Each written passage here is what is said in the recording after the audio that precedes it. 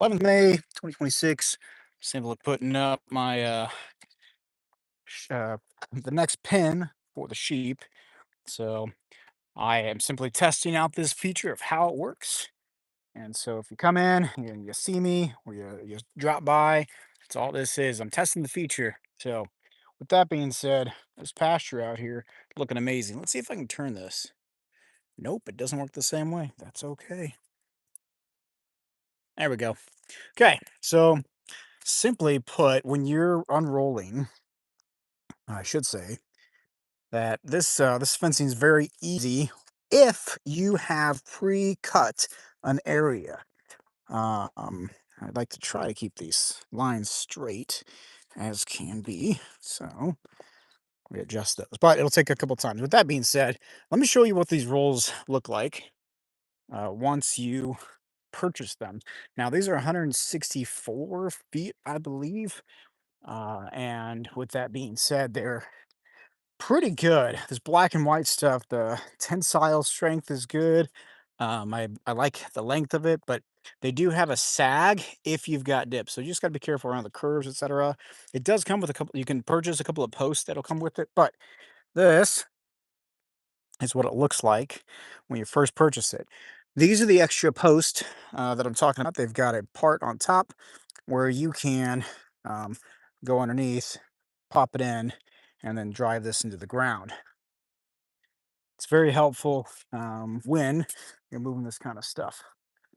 That being said, I'm gonna head back down this way.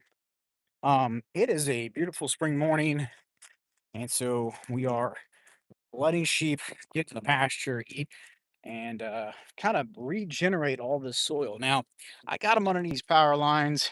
Not a big deal to me. Some people may not like it, but that's all right. Let them do what they want with that. This guy. Okay, so I am retired military.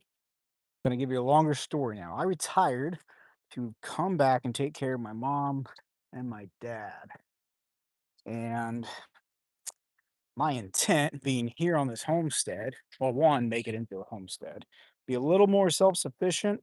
It's not that I can be, self-sufficient all the way. That whole lone wolf kind of stuff is crap.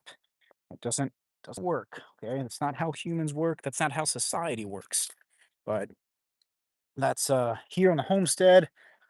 You do what you can. So I retired to take care of my parents. This is the kind of stuff I'm talking about.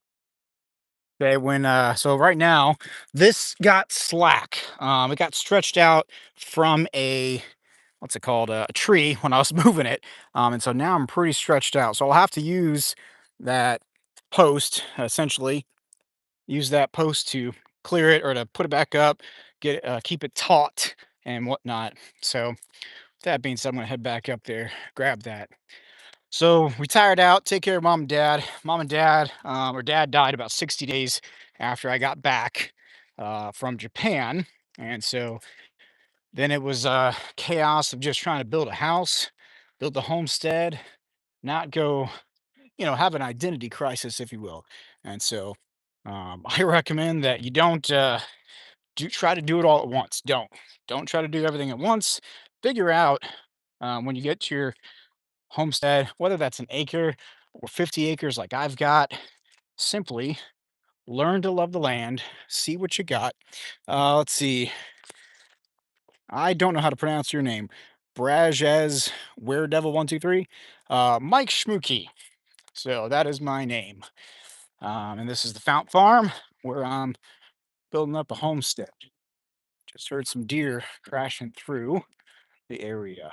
So, okay. Man, I went from like 20 people down to 8. That's fine. So again, I'm figuring this out. Um, all right. So here in the middle of Missouri, like I said, pretty warm day, pretty good day. So now I'll show you what this thing. So now I'm gonna probably have to have a couple of these posts in the middle because of this droop that's here. This got stretched out pretty hard whenever I was moving through the woods. I was dragging all my fencing back to the back property here. So And back to the little story I've got. Once I kind of figured out what I want to do with the property, um, we got a couple pigs, we got some chickens. Chickens are what you always start off with, and then from the chickens, we went ahead and um, got some pigs, goats, and then I traded. Once we had some baby pigs, we got some piglets out of it.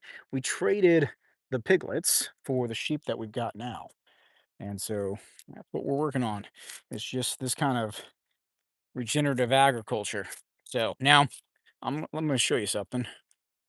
Right here from this part of the fence, I gotta again stretch this or get a post here because it's gonna how do I put this? It ain't gonna go well. So I've got to mow this area, most likely. I may be able to get through there, but the reason why is because you want to have good contact between this top or the good contact, um, not touching the ground. Sorry, don't have it cutting the grass or going through your grass. Um, Best way to put that. If you can cut it, do that. Now, if I've got some contact from here, what I mean is like this brush is going to be touching the fence. It just is. That's okay. You're still going to be able to have a charge on your fence and your sheep, your goats, whatever's back here, you're going to be okay. For us, underneath these power lines, we're going to be okay with the process I've got. So I'm going to try to keep on going with setting up a fence while recording at the same time.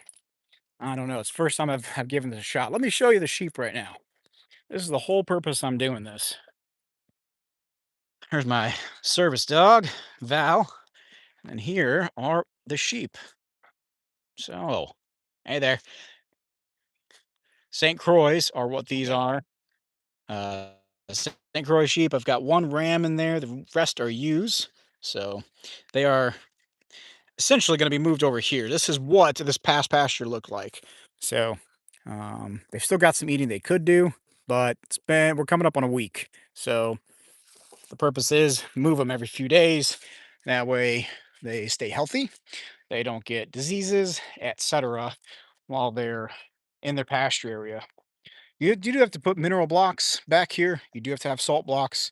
Water can be a problem, and so we've got a slope. It's the rainy season right now. With the rainy season, that means that we can catch the rainwater, their drinking water. Like today, it's going to be 77 degrees. They've already had a ton of water from the dew, and they still got probably 40 gallons of water that was a catchment from the last night or two. So, anyway, this was a test of how this live stuff works.